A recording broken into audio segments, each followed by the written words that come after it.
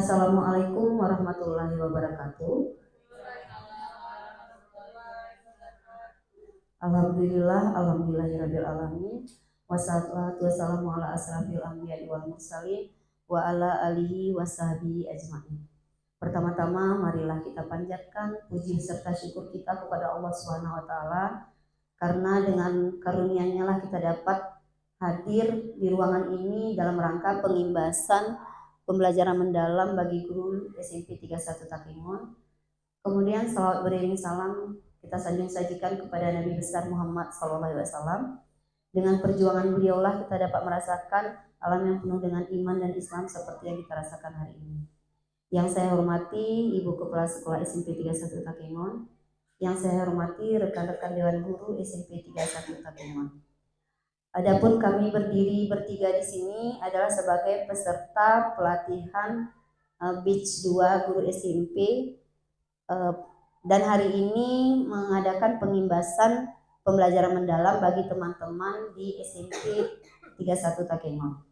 Dalam modul ini ada 6 modul, kemudian kami bertiga dan dibagi menjadi masing-masing 2 modul. Untuk modul 1 dan 2 mungkin nanti saya yang akan menyampaikan materinya.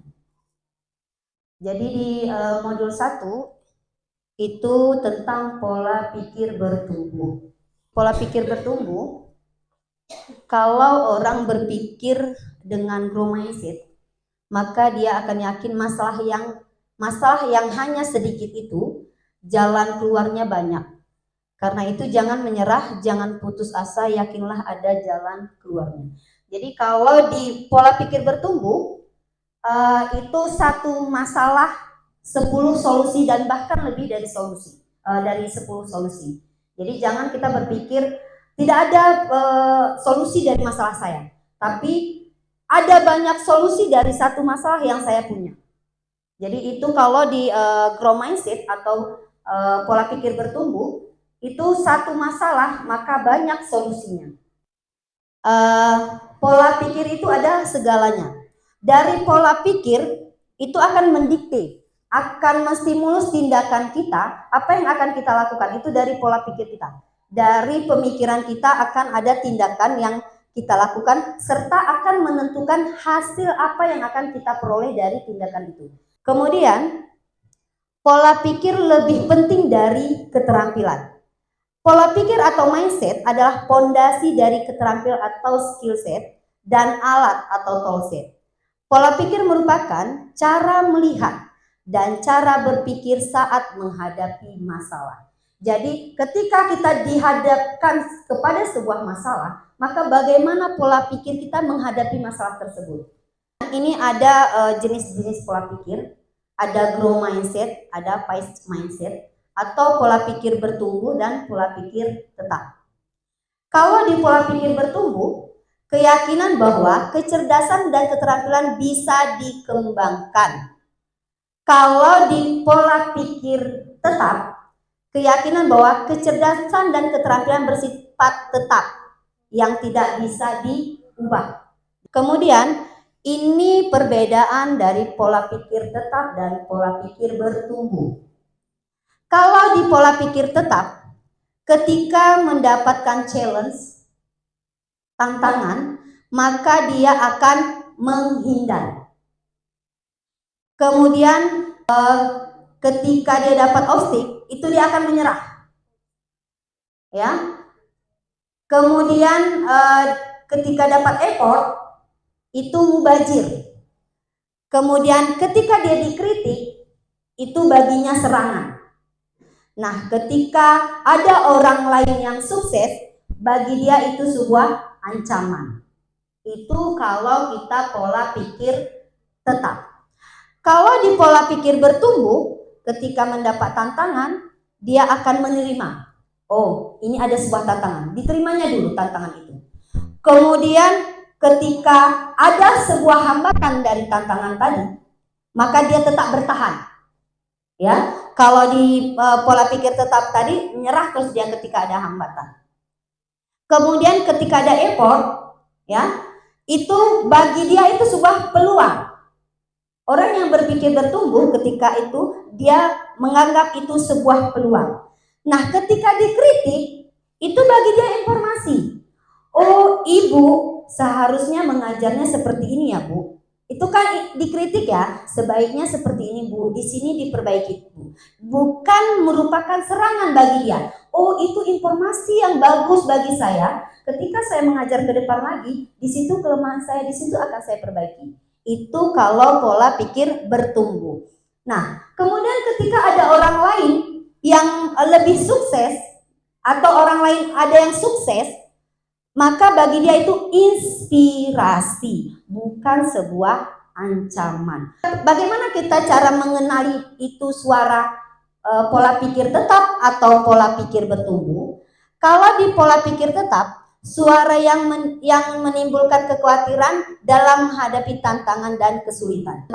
Tapi ketika pola pikir bertumbuh, suara yang menimbulkan optimisme dan menghadapi tantangan dan kesulitan. Jadi kita menyadari, oh, ketika kita diberi tantangan, itu kita punya pilihan.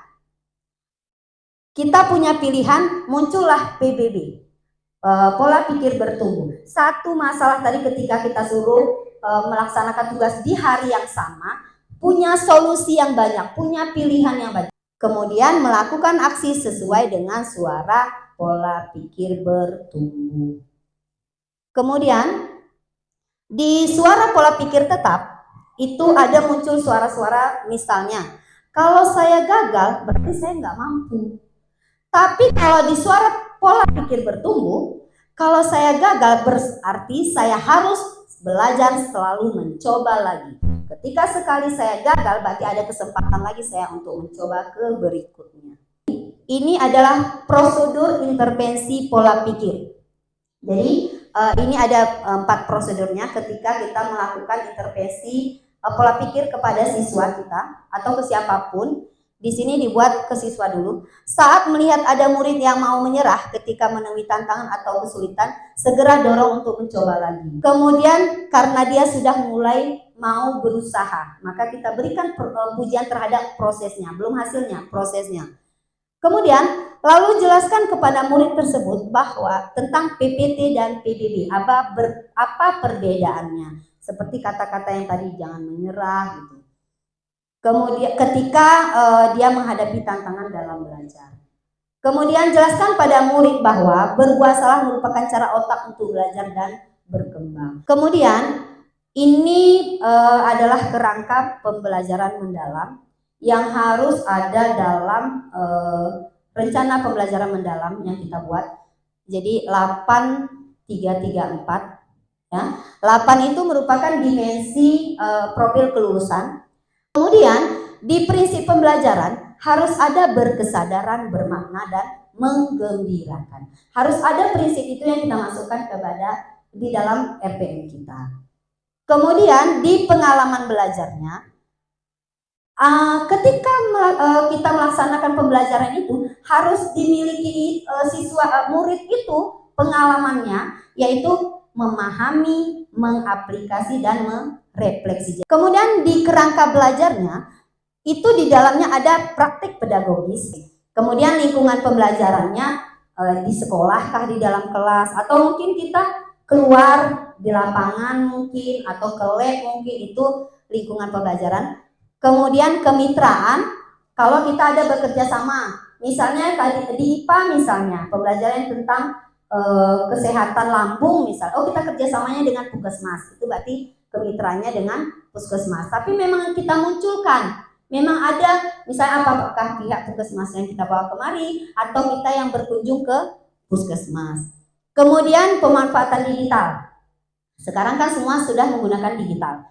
Jadi misalnya minimal di dalam RPP kita itu ada misalnya penayangan YouTube, atau menggunakan Kahoot, Quizizz, Canva, itu kita buat pemanfaatan digitalnya.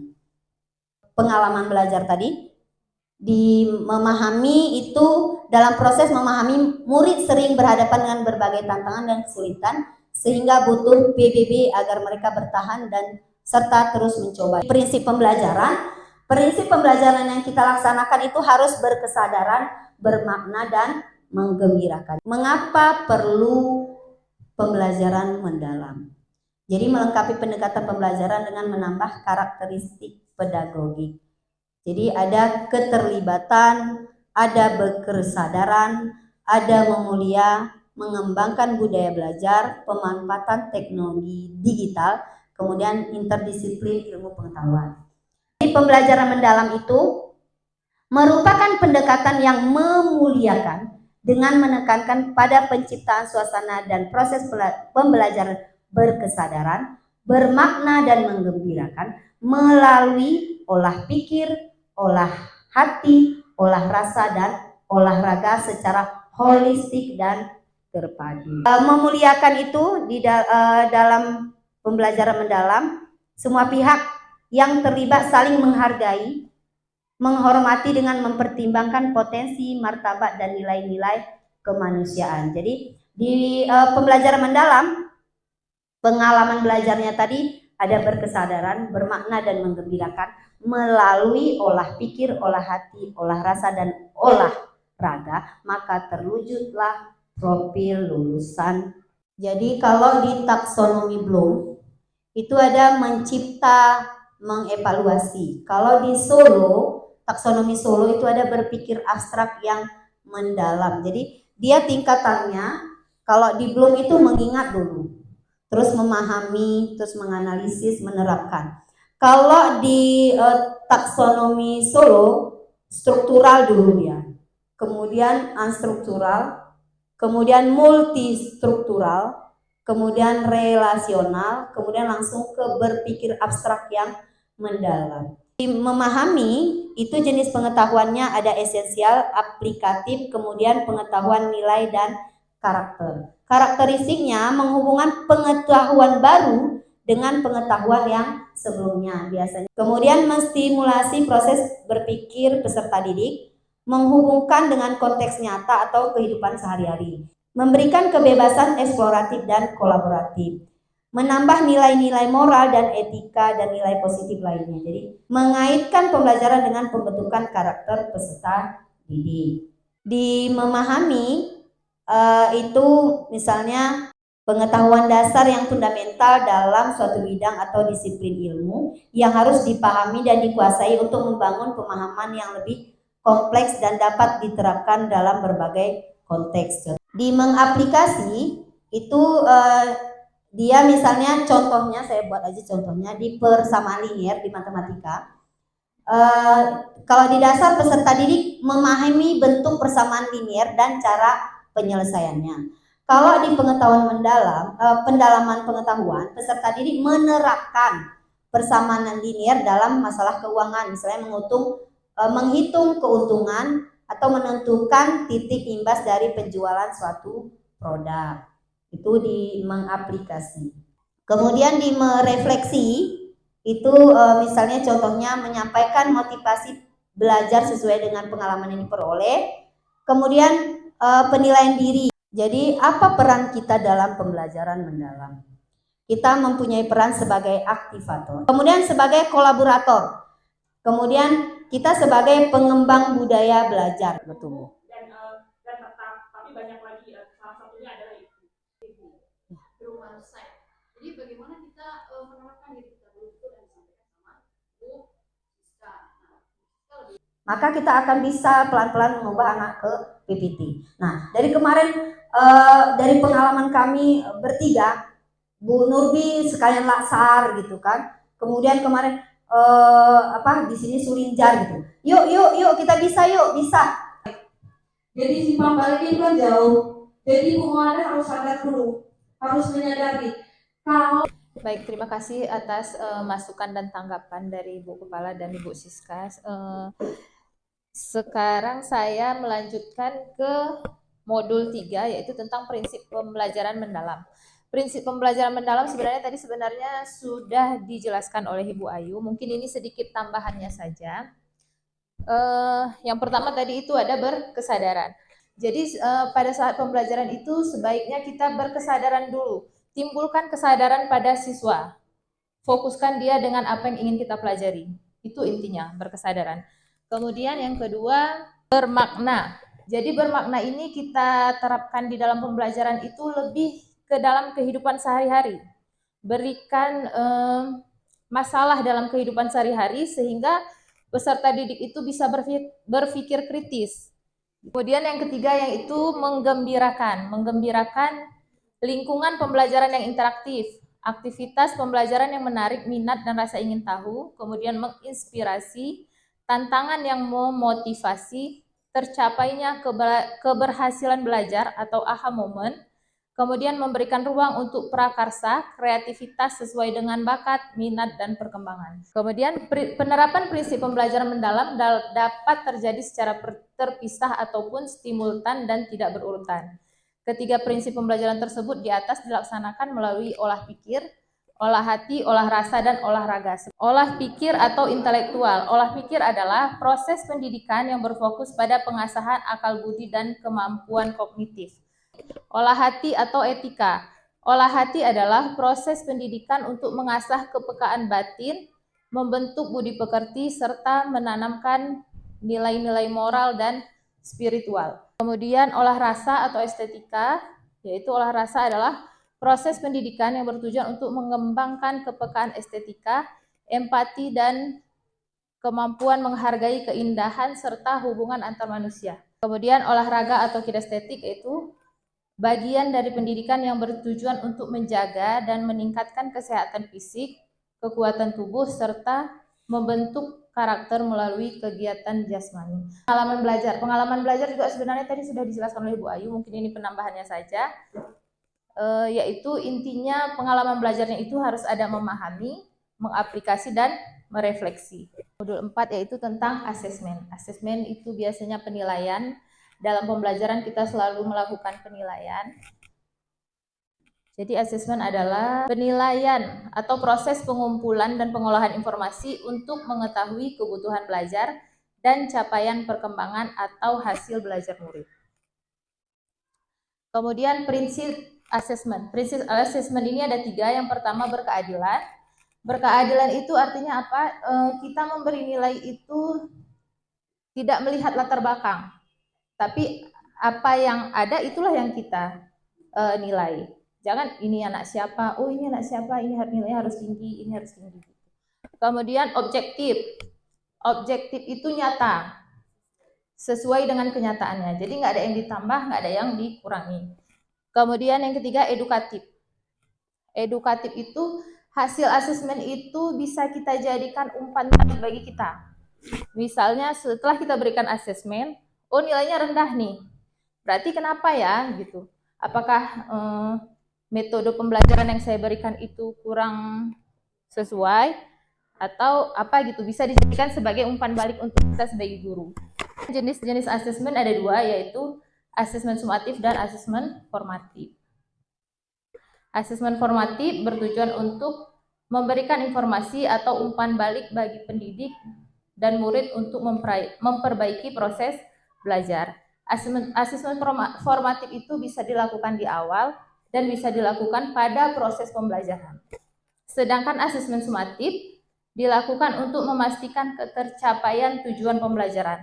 Asesmen sumatif ini lebih ke seperti ujian kenaikan kelas, ujian akhir, dan sebagainya. Kemudian asesmen dalam penerapan pembelajaran mendalam yaitu asesmen formatif dan sumatif diterapkan dengan penekanan asesmen autentik dan holistik.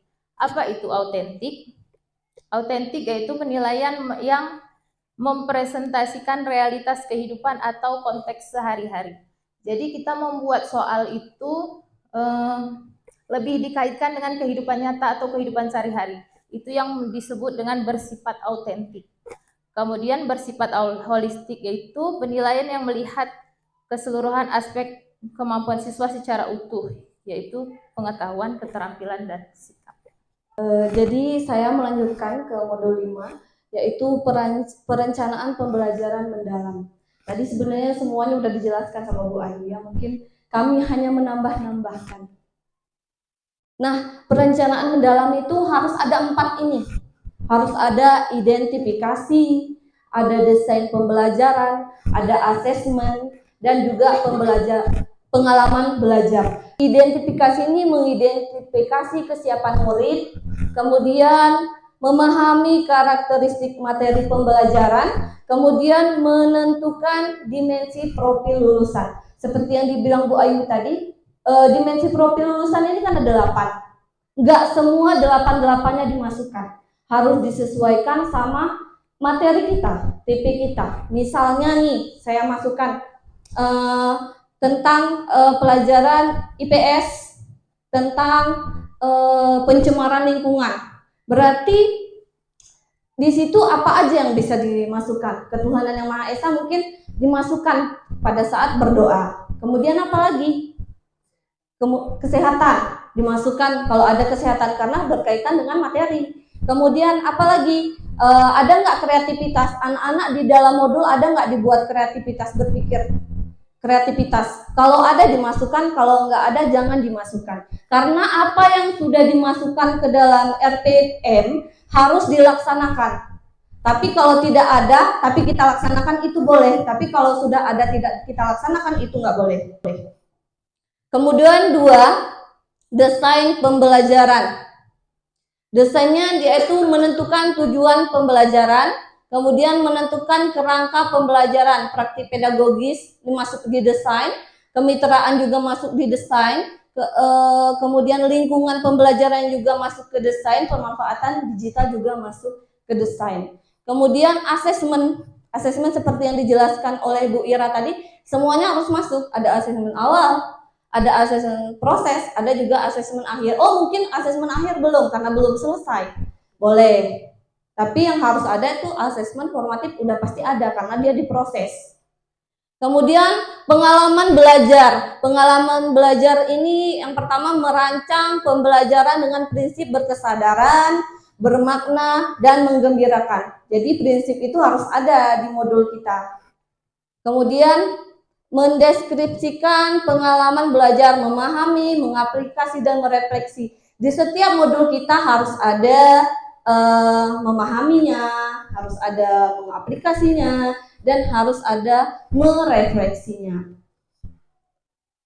Nah, di sini ada identifikasi, ini identifikasinya tadi, mengidentifikasi kesiapan murid, memahami karakteristik materi pelajaran dan menentukan dimensi profil lulusan. Kemudian ini kerangka yang kedua, yaitu desain pembelajaran. Di desain pembelajaran ini kita menentukan tujuan pembelajaran. Jadi tujuannya mungkin mau 1 RPM 1 tujuan atau ke 1 RPM 2 tujuan. Kemudian tujuan pembelajaran diturunkan dari CP. Ini Kurmer, yang pernah ikut pelatihan Kurmer pasti sudah tahu. Dari CP ke TP baru kita tentukan ATP. Di desain pembelajaran ini ada praktik pedagogis. Nah, praktik pedagogis ini dia masuk kayak model, metode itu masuk ke praktik pedagogis. Teknik itu masuk ke praktik pedagogis. Apakah project based learning, discovery learning, dan sebagainya. Kemudian tekniknya teknik apa? Diskusikah? Presentasikah? Di situ dimasukkan. Kemudian kemitraan pembelajaran seperti yang disampaikan Bu Ayu tadi, jikalau ada, karena kalau sudah ada dibuat harus dilaksanakan. Misalnya tentang pencemaran lingkungan, berarti sama siapa bermitranya kira-kira cocok? Kalau sama kepolisian cocok nggak? Enggak. Berarti sama siapa? Dinas Lingkungan Hidup misalnya. Berkaitan sama kesehatan nggak? Berarti boleh ke puskesmas. Jadi di situ dimasukkan, tapi jangan hanya dimasukkan, ditampilkan. Apakah seperti yang Ayu sampaikan tadi, apakah orang dinas yang ke sini atau kita yang pergi ke dinas, gitu. Kemudian lingkungan pembelajaran. Lingkungan pembelajaran ini boleh di ruangan, ataupun di luar ruangan, ataupun malah ruang virtual. Misalnya belajar online. Berarti pakai Zoom, itu juga termasuk ke lingkungan pembelajarannya. Kemudian pemanfaatan digital. Dia sebenarnya ini media. Media yang biasa kita, kalau dulu kita RPP namanya media, di sini pemanfaatan digital. Jadi, tapi medianya sudah masuk ke digital. Misalnya Canva, Kahoot, Quizzes, Wordwall. PowerPoint, video YouTube, dan sebagainya. Pengalaman pembelajaran ini merancang pembelajaran dengan prinsip berkesadaran, bermakna, dan mengembirakan. Jadi prinsip ini dimasukkan berkesadaran. Berkesadaran cocoknya di awal kah? Di akhir kah? Kira-kira kalau menurut ibu-ibu berkesadaran cocoknya di mana? Kalau berkesadaran ini kita bangun kesadaran siswa. Contohnya kesadaran yang bagaimana? Misalnya sadar bahwasanya berdoa itu sadar nggak? Sadar. Terus kan kalau kita di kelas tuh sebelum masuk pembelajaran ada kita bilang, coba perhatikan ada sampah nggak? Itu termasuk berkesadaran. Kedua, mendeskripsikan pengalaman belajar, memahami, mengaplikasi, dan merefleksi. Jadi memahami di bagian, kan ada sintak-sintaknya tuh. Memahami di bagian sintak yang mana, mengaplikasi di bagian sintak yang mana, dan merefleksi di bagian sintak yang mana. Kalau yang keempat itu ada asesmen. Ada asesmen pada awal pembelajaran, ada asesmen pada proses pembelajaran, ada asesmen pada akhir pembelajaran. Nah, asesmen awal dan proses itu namanya asesmen formatif. Kalau akhir itu namanya sumatif. Proses penyusunan perencanaan pembelajaran yang pertama menganalisis CP dulu. Kemudian kalau udah menganalisis CP, ada TP, habis TP baru alur ATP, kemudian baru merancang pembelajaran dan asesmen. Nah, ini contohnya ada identifikasi. Kalau ini yang harus wajib yang saya bilang tadi. Kalau yang biasanya kan banyak di modul ibu-ibu, yang lainnya itu berarti opsional. Kalau sudah dimasukkan ke RPM itu harus dilaksanakan. Tapi kalau tidak dimasukkan tapi dilaksanakan itu boleh. 8334 itu udah mantap. Nah, di identifikasi itu masukkan terus DPL-nya di situ. DPL-nya itu pilih 2 boleh, 3 boleh, atau boleh 8 semua boleh. Tergantung guru mapelnya kira-kira masuk nggak semua 8 DPL-nya. Nah, sekarang masuk ke modul inquiry kolaboratif. Nah, pengertian dulu inquiry kolaboratif yaitu adalah pendekatan berbasis tim yang memungkinkan guru untuk bekerja sama dalam mengidentifikasi tantangan di kelas, merancang strategi pembelajaran, dan secara berkelanjutan merefleksikan serta menyempurnakan praktik pembelajaran. Pertama, identifikasi. Kita identifikasi dulu. Setelah identifikasi, kan kayaknya kita harus buat perubahan nih. Nggak bisa terus-terus pasif orang nih. Kayak mana caranya? Ternyata misalnya adalah guru IPS dan guru seni budaya. Masalahnya tadi apa? Pasif misalnya. Kemudian kami rancang lah buat perencanaan. Kami rancang modulnya kayak mana pembelajaran Bu Ayu. Materi apa Bu Ayu? Persiapan kemerdekaan. Anak-anaknya pasif karena bosan. Jadinya kolaborasi dengan saya karena saya mata pelajarannya materinya tentang drama misalnya. Jadi kami kolaborasi di materi itu biar anak-anak nggak bosan. Bu Ayu dijadikan sebagai pemateri tentang kemerdekaan, kemudian saya yang mengajar tentang dramanya. Begitu. Sudah kita rancang pembelajarannya, kemudian kita laksanakan. Waktu dilaksanakan itu tentu aja ada tugas-tugasnya. Misalnya pas pada teori, tentu tugas Bu Ayu sebagai pematerinya. Kalau tugasnya tentang teater, tentu saya sebagai tugasnya. Tentu aja ada outputnya. Apa outputnya? Identifikasi ada outputnya. Apa?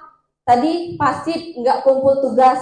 Berarti apa outputnya Bu? Nilai. Kenapa bisa kita tahu nilai anak ini nggak kumpul tugas? Karena nilainya nggak ada. Itu outputnya.